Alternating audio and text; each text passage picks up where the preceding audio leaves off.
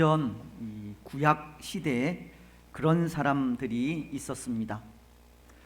마음의 아픔과 고뇌 속에서 살아가던 사람들입니다.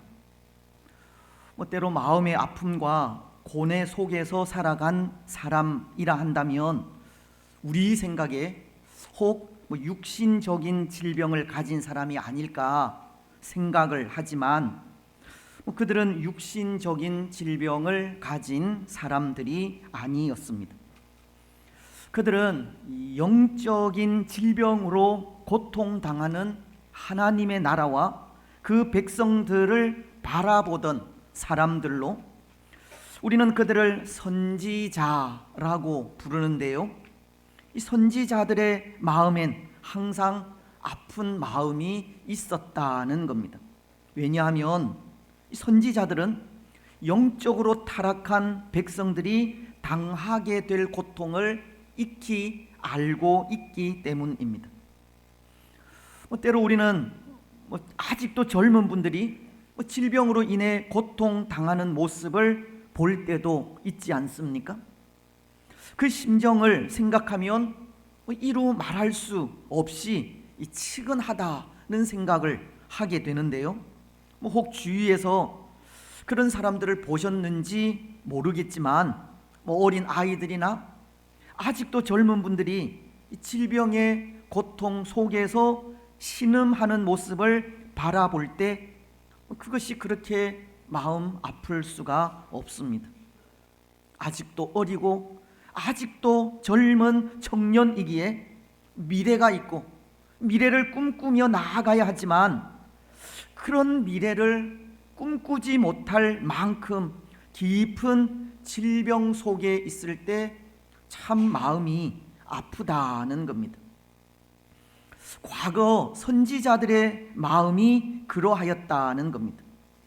고칠 수 없는 질병 속에 있는 사람들을 바라보듯 이 영적인 질병으로 미래가 없는 나라와 백성들을 바라볼 때 그 마음이 그렇게 아프지 않을 수가 없었습니다.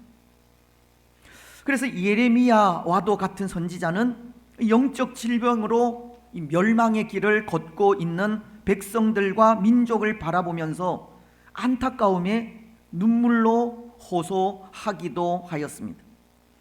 예레미야 애가서 2장 1절은 이렇게 말씀하고 있기 때문입니다. 슬프다. 주께서 어찌 그리 진노하사 딸 시온을 구름으로 덮으셨는가. 이스라엘의 아름다움을 하늘에서 땅에 던지셨음이요, 그의 진노의 날에 그의 발판을 기억하지 아니하셨도다. 호세아 선지자도 호세아서 6장 1절을 통해 이렇게 호소하고 있습니다. 오라, 우리가 여호와께로 돌아가자. 여호와께서 우리를 찢으셨으나 도로 낫게 하실 것이요, 우리를 치셨으나 싸매어 주실 것임이라.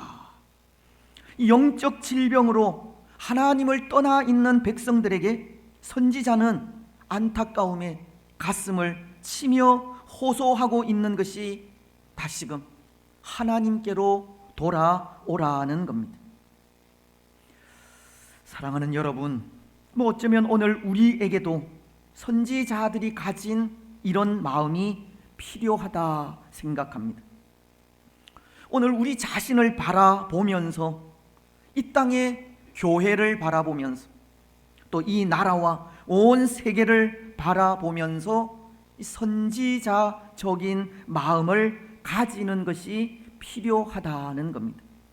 왜냐하면 오늘 우리 자신과 이 시대의 교회가 잃어가고 있는 것이 바로 이 선지자적인 마음이기 때문입니다.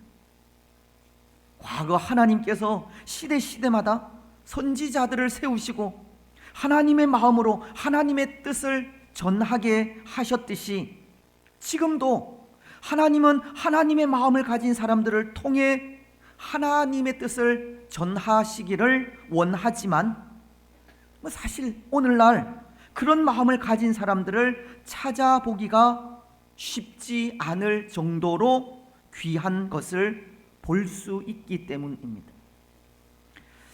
모르겠습니다. 때로 엘리야 시대 때 엘리야의 눈에 하나님께서 숨겨놓으신 7천인이 보이지 않았듯이 오늘 우리 눈에도 그런 분들을 볼 수 없게 숨겨놓으신 것인지는 모르겠지만 오늘 우리는 진정 우리를 통해 하나님의 뜻이 이 세상에 알려질 수 있도록 선지자적 마음을 가져야 하는 겁니다.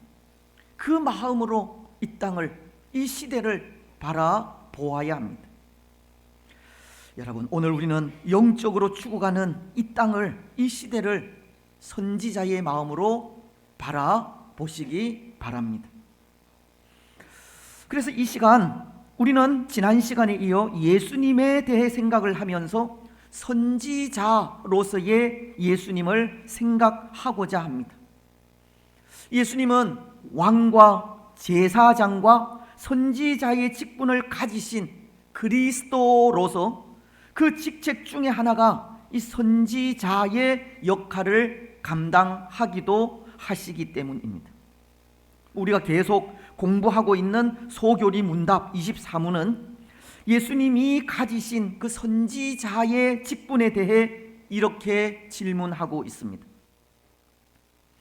그리스도는 선지자직을 어떻게 수행하고 있나요? 예수님께서 선지자로서 하시는 일을 질문한 것인데요, 그 대답은 이렇습니다. 그리스도가 선지자직을 수행하시는 것은 우리를 구원하시기 위한 하나님의 뜻을 그의 말씀과 영으로 말미암아 우리에게 나타내시는 일입니다. 예수님은 하나님의 계획인 구원을 이루시기 위해 하나님의 말씀과 하나님이 부어주신 영으로 역사하신다고 하는 말씀이 이 말씀인데요, 달리 말씀을 드리면 예수님은 하나님으로부터 받은 말씀을 통해 죄 가운데 있는 우리 영혼을 깨우치는 일을 하신다는 겁니다. 그래서 여기 선지자라고 하는 용어를 구약적인 단어로 나비라는 단어를 사용하고 있습니다. 그런데 여기 나비, 즉 선지자는 자기 자신의 것을 말하고 전하기보다 다른 사람으로부터 받은 말씀을 대신 전달하는 의미가, 전달하는 사람이라는 의미가 있습니다.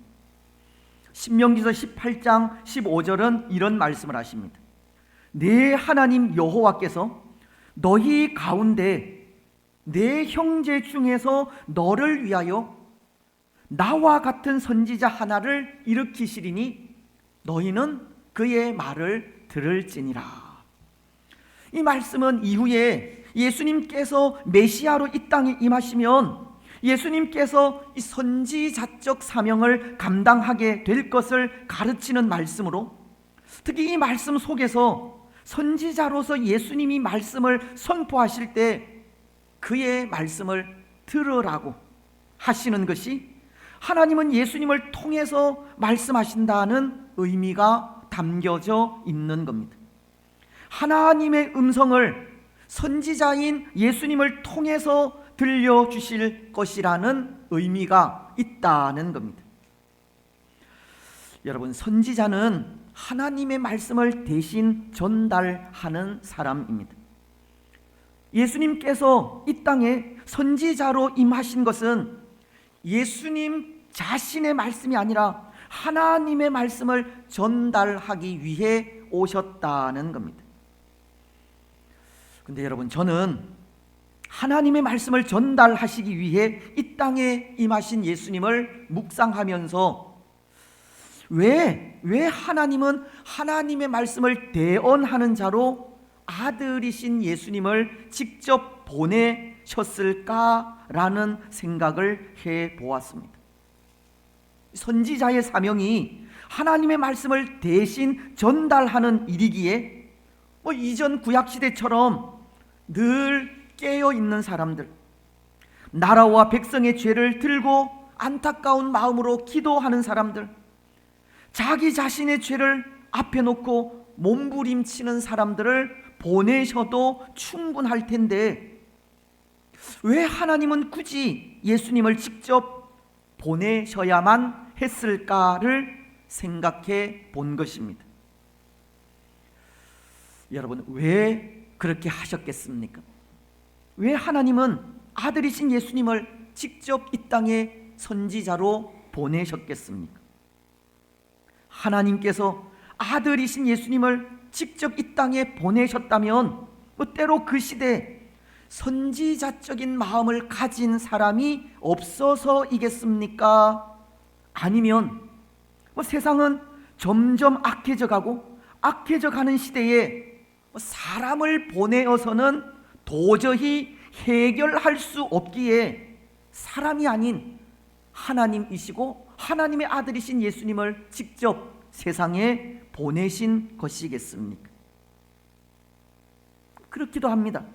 하나님은 시대가 악하기도 하고 또 마지막 시대이기도 하여서 아들이신 예수님을 통해 직접 하나님의 뜻을 알리고 싶은 마음에 그렇게 하기도 하신 겁니다. 예수님은 마태복음 21장을 통해 이런 비유의 말씀을 하고 있습니다.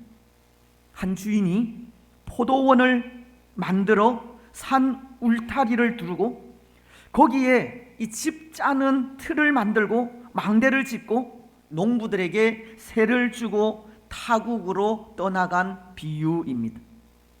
흔히 악한 농부의 비유라고 하는데요, 근데 열매를 거둘 때가 되자 주인은 세를 받고자 한 종을 농부들에게 보내게 됩니다.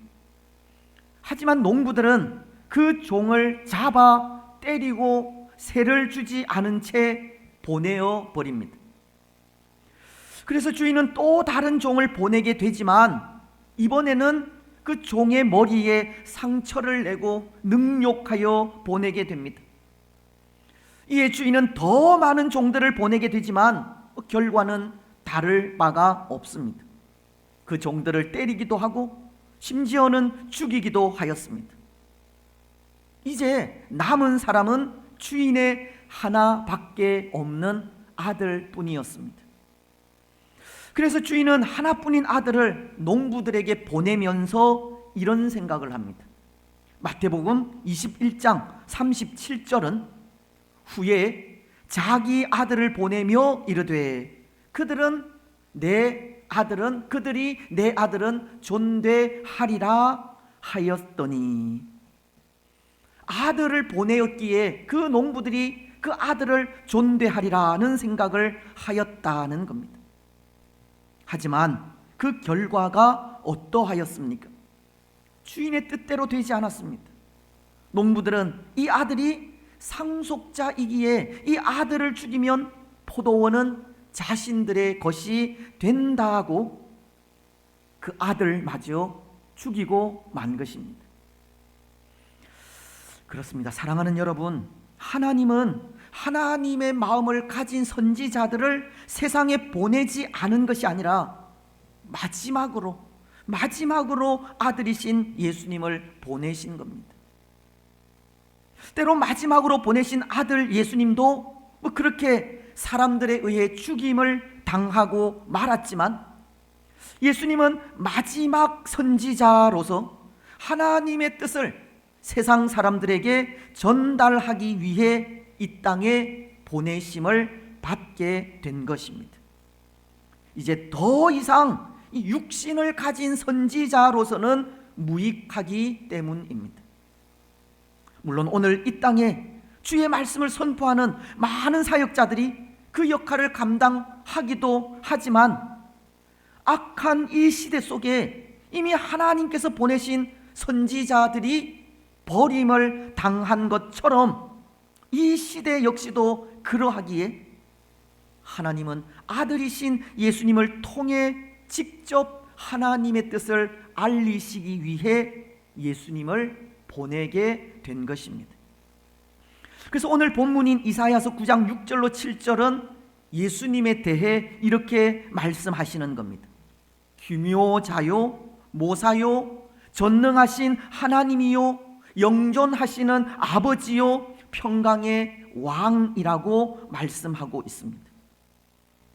여러분, 이 말씀은 예수님께서 이 땅에 오시기 약 700여 년 전 선지자인 이사야를 통해 예언하신 메시아 예언인데요, 이사야 선지자가 예언한 그대로 예수님은 기묘자요, 모사요, 전능하신 하나님이요, 영존하시는 아버지요, 평강의 왕, 즉 선지자로 또 왕으로 제사장으로 이 땅에 오신 분임을 말씀하면서 예수님께서 이 땅 위에서 행하신 그 선지자적인 사명을 통해 하나님의 뜻을 발견해야 할 것을 가르치고 있는 겁니다. 오늘 소교리 문답이 예수님은 선지자로서 우리를 구원하시기 위한 하나님의 뜻을 그의 말씀과 영으로 우리에게 나타내신다라고 하시듯, 예수님께서 선지자로서 선포하시는 하나님의 말씀을 통해 구원의 진리를 발견해 가야 한다는 것입니다. 그렇습니다. 사랑하는 여러분, 오늘 우리는 선지자이신 예수님을 통해 하나님의 음성을 들어야 합니다. 선지자로서 예수님께서 선포하신 말씀을 통해 하나님의 뜻을 깨달아야 합니다. 예수님을 통해 구원의 길을 올바르게 걸어가야 한다는 겁니다. 예수님은 그 구원의 길에 대해서 이렇게 말씀하고 있지 않습니까? 먼저 요한복음 14장 6절은 예수께서 이르시되 내가 곧 길이요 진리요 생명이니 나로 말미암지 않고서는 아버지께로 올 자가 없느니라. 또 요한복음 3장 16절은 이렇게 말씀하십니다. 하나님이 세상을 이처럼 사랑하사 독생자를 주셨으니 이는 그를 믿는 자마다 멸망하지 않고 영생을 얻게 하려 하심이라. 그리고 요한복음 5장 24절을 통해서는 이렇게 말씀하십니다. 내가 진실로 너희에게 이르노니 내 말을 듣고 또 나 보내신 이를 믿는 자는 영생을 얻었고 심판에 이르지 아니하나니 사망에서 생명으로 옮겼느니라.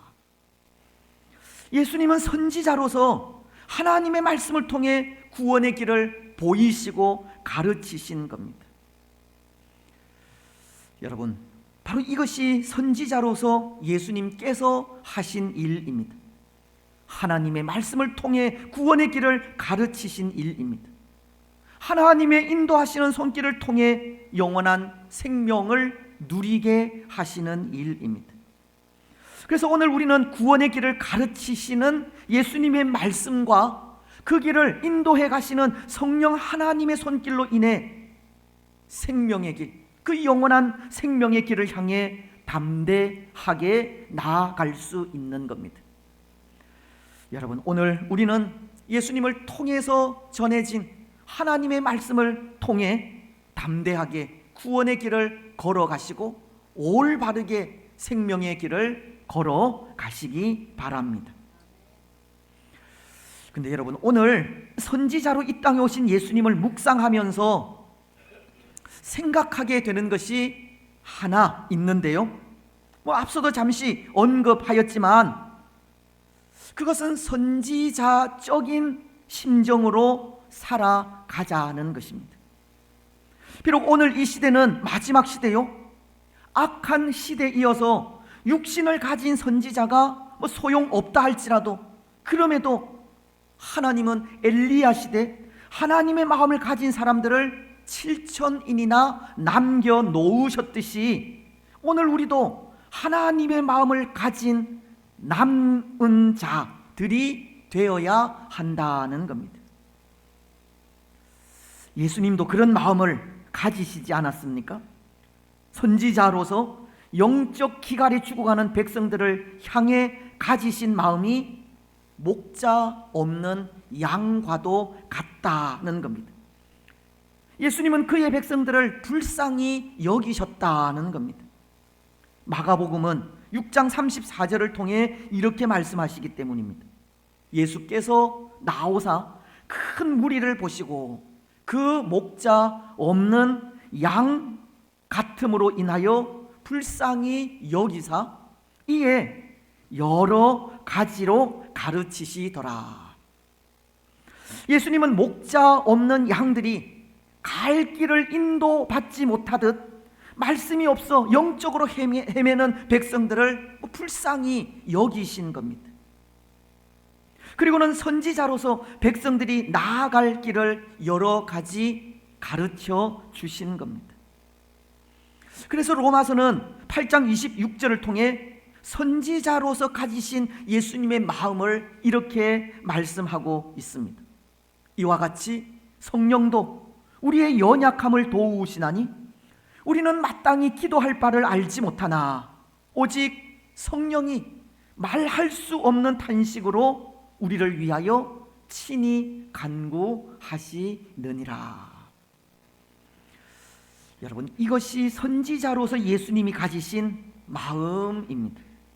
선지자로서 예수님은 그의 백성들을 불쌍히 여기신 것이고 그 마음이 결국 십자가의 죽음을 죽기까지 하신 겁니다. 예수님은 십자가에서 죽으시기까지 말할 수 없는 탄식으로 우리의 연약함을 도우신 겁니다. 오늘 우리는 예수님의 그 마음을 가져야 한다는 겁니다. 선지자의 마음을 가져야 합니다. 물론 선지자들 중에는 요나와도 같은 선지자가 있기는 합니다. 영적 기갈로 고통에 빠진 백성들을 불쌍히 여기는 마음을 가지지 못한 선지자들도 있다는 겁니다. 그렇지 않습니까? 여러분, 요나가 니느웨로 가라고 하신 하나님의 명령을 거역하고 다시스로 도망하려 한 이유가 어디에 있겠습니까? 물론 요나에게는 표면적인 이유가 있기는 합니다. 니느웨 사람들은 악독한 사람들이고 이스라엘을 대적하는 적이기 때문입니다.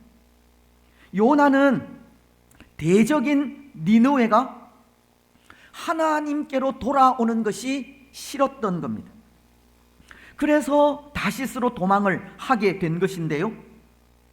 하지만 이 요나가 니느웨가 아닌 다시스로 도망하게 된 궁극적인 이유는 그 마음에 영혼을 향한 긍휼의 마음이 없었기 때문입니다.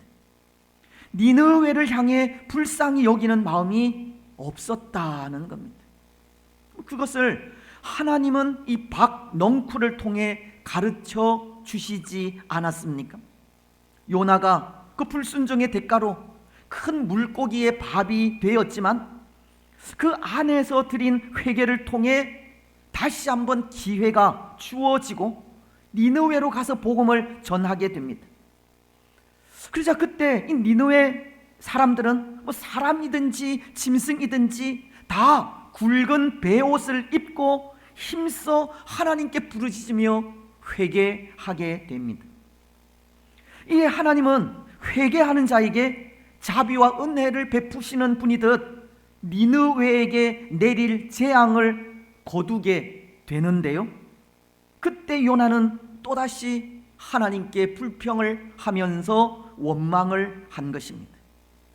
이 악한 니느웨가 하나님이 내리시는 재앙으로 망해야 하지만 구원을 얻었다는 것 때문입니다. 요나는 아직도 니느웨를 불쌍히 여기는 마음이 없었다는 겁니다. 그러자 하나님은 그런 요나를 깨우치기 위해 하신 일이 있는데요. 어떤 일입니까? 뜨거운 태양빛 아래 박넝쿨을 준비하셨다가 시들게 하신 일입니다. 그리고는 이렇게 말씀을 하십니다. 요나서 4장 10절로 11절을 통해서입니다. 여호와께서 이르시되 네가 수고도 아니하였고 재배도 아니하였고 하룻밤에 났다가 하룻밤에 말라버린 이 박넝쿨을 아꼈거든. 하물며 이 큰 성읍 니느웨에는 좌우를 분별하지 못하는 자가 12만여 명이요 가축도 많이 있나니 내가 어찌 아끼지 아니하겠느냐 하시니라. 사랑하는 여러분, 이 선지자의 마음은 이 불쌍히 여기고 아끼는 마음입니다. 긍휼의 마음입니다. 예수님도 영적 기갈로 죽어가는 심령들을 불쌍히 여기시는 마음으로 바라보셨고, 구약의 수많은 선지자들도 그들이 아픈 마음을 가지고 살아간 것이 이 불쌍히 여기는 긍휼의 마음이 있었기 때문입니다.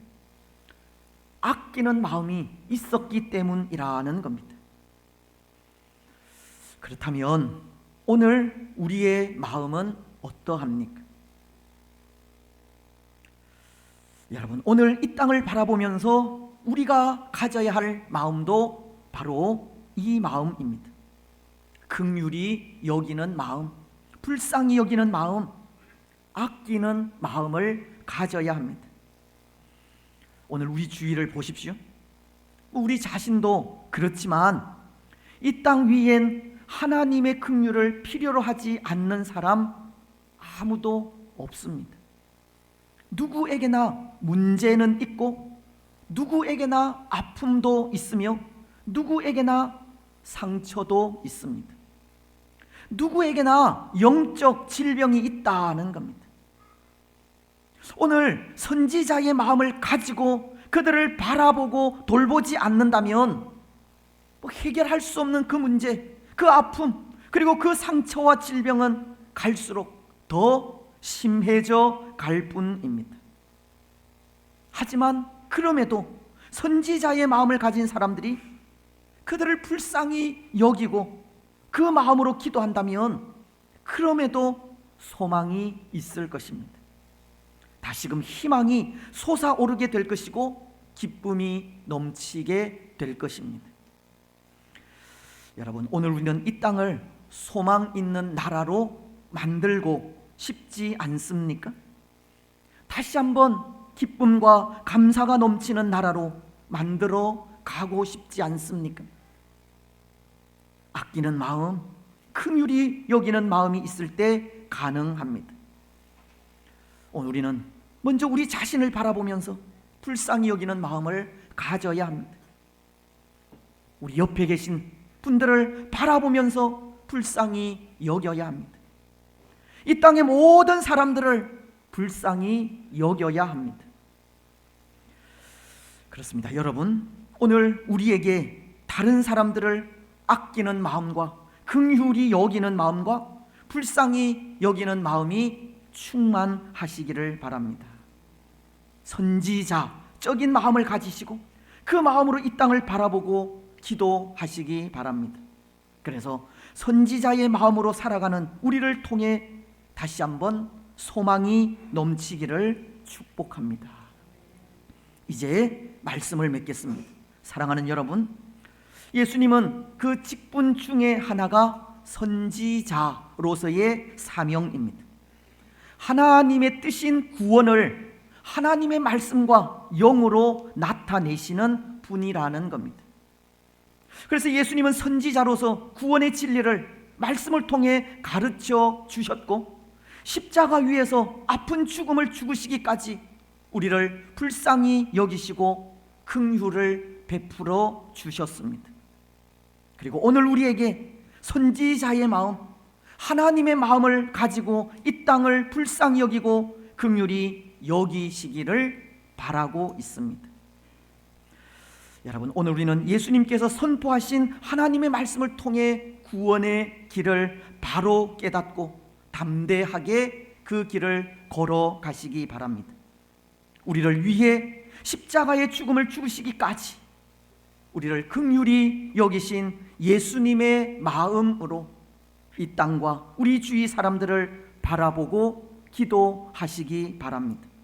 그래서 그렇게 선지자적인 마음으로 사명을 감당해 가는 우리를 통해 다시 한번 우리 사는 이 시대를 소망 있는 나라로 만들어가는 복된 성도들이 되시기를 주님의 이름으로 축복합니다. 아멘.